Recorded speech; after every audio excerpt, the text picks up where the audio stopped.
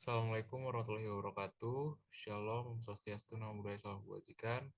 Perkenalkan, nama saya Kevin Anselmus dengan NIM 14012134113. Di sini saya akan mempresentasikan sedikit eh, judul skripsi saya, yaitu pengaruh gaya kepemimpinan transformasional dan budaya organisasi terhadap kinerja karyawan di Kopektel Group Samarinda. Langsung saja kita mulai dari bab 1, berisi gambaran umum. Yang pertama, gambaran umum, Koperasi Pegawai PT Telkom Samarinda atau dikenal dengan nama Kopektel Group Samarinda merupakan salah satu koperasi yang memiliki peran penting dalam mendorong kegiatan operasional dan pengembangan bisnis pada sektor telekomunikasi khususnya di wilayah Samarinda. Kopektel Samarinda ini berdiri pada 23 Januari 2007 sebagai bagian dalam upaya pemberdayaan dan pengembangan anggota. Selanjutnya di bab 1 ini ada logo perusahaan. Untuk visi dan misi, visi dari perusahaan ialah menjadi perusahaan penyedia dan pengelola jasa, juga konstruksi yang profesional, terpercaya, dan terpilih juga terpandang. Untuk misi yang pertama, meningkatkan kompetensi sumber daya manusia secara berkelanjutan. Yang kedua, meningkatkan kepuasan pelanggan dan stakeholder. Yang ketiga, meningkatkan teknologi yang tepat sasaran dan terbaru untuk mendukung proses. Yang keempat, memperluas jangkauan kerja di pulau, kerja di luar pulau, serta wilayah lainnya di Indonesia. Yang kelima, memberikan nilai tambah bagi pemegang saham, pengguna jasa, karyawan, dan juga masyarakat pada umumnya. Dan yang terakhir, senantiasa membangun kemitraan untuk menjadi yang terbaik. Lalu, yang selanjutnya adalah latar belakang penelitian. Di era globalisasi seperti sekarang ini, setiap perusahaan tidak hanya dituntut untuk bersaing secara profesional, melainkan juga penting dalam mengelola sumber daya dengan efektif untuk tetap unggul dan relevan di tengah persaingan pasar yang semakin ketat.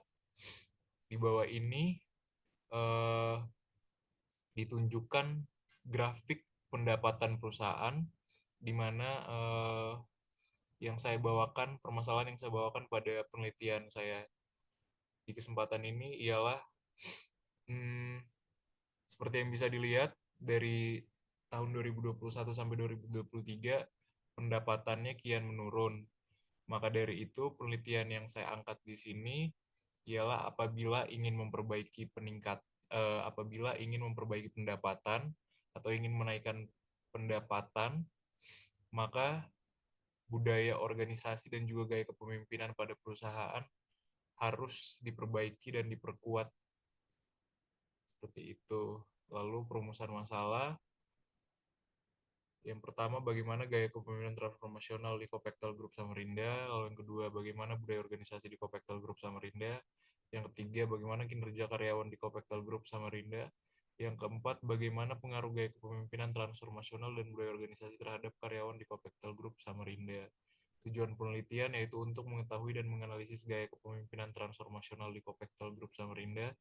Yang kedua, untuk mengetahui dan menganalisis budaya organisasi di Kopektel Group Samarinda. Yang ketiga, untuk mengetahui dan menganalisis kinerja karyawan di Kopektel Group Samarinda.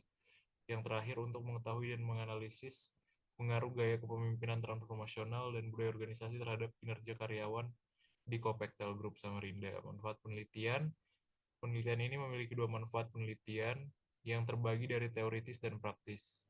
Manfaat teoritisnya, untuk menjadi referensi kajian lebih mendalam di beberapa bidang terkait, terutama di bidang sumber daya manusia, khususnya terkait pengaruh gaya kepemimpinan transformasional dan budaya organisasi terhadap kinerja karyawan.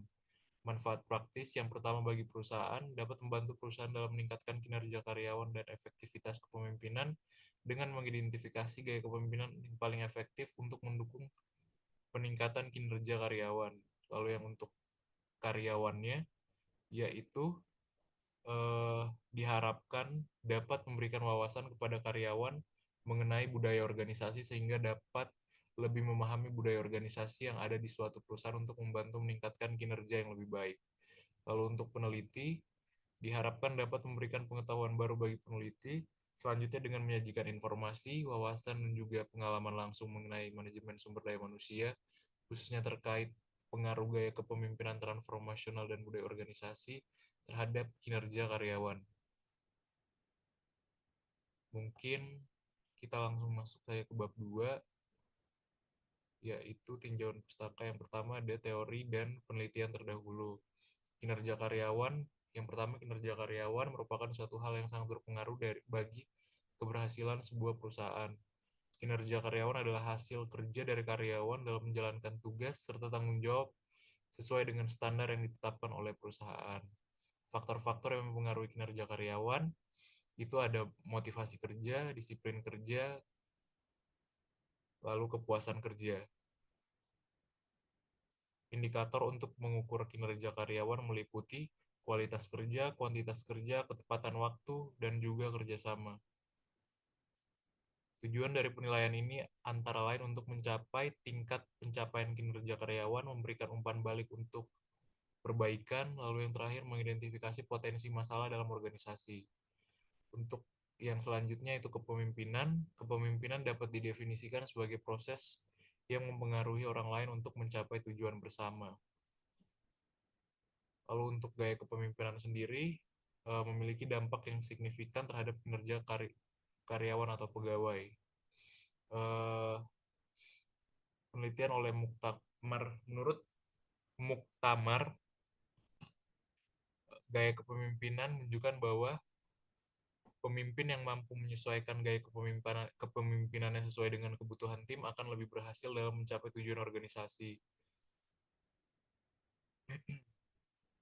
Lalu yang selanjutnya mungkin langsung saja ke budaya organisasi. Budaya organisasi didefinisikan sebagai sistem makna bersama yang dianut oleh anggota suatu organisasi yang membedakan satu dengan organisasi lainnya. Karakteristik budaya organisasi yaitu norma dan nilai, simbol dan artefak, dan juga cerita juga mitos. Fungsi budaya organisasi yaitu memberikan identitas, menciptakan kesatuan, memfasilitasi komunikasi. Eh,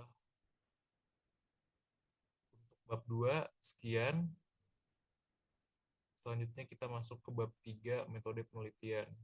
Jenis penelitian yang dilakukan pada penelitian kali ini yaitu dengan menggunakan pendekatan kuantitatif dengan jenis penelitian deskriptif dan kausal, serta menggunakan teknik analisis berganda, multiple regression analysis.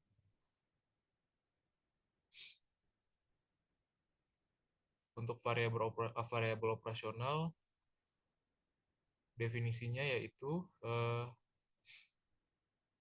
gaya kepemimpinan X1 dan budaya organisasi X2 sebagai variabel yang independen dan kinerja karyawan.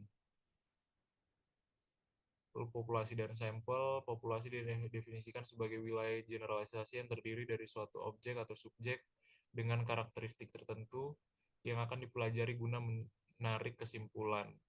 Lalu sampel yaitu bagian dari populasi yang dipilih untuk dianalisis dengan tujuan agar hasilnya dapat tergeneralisasi ke seluruh populasi.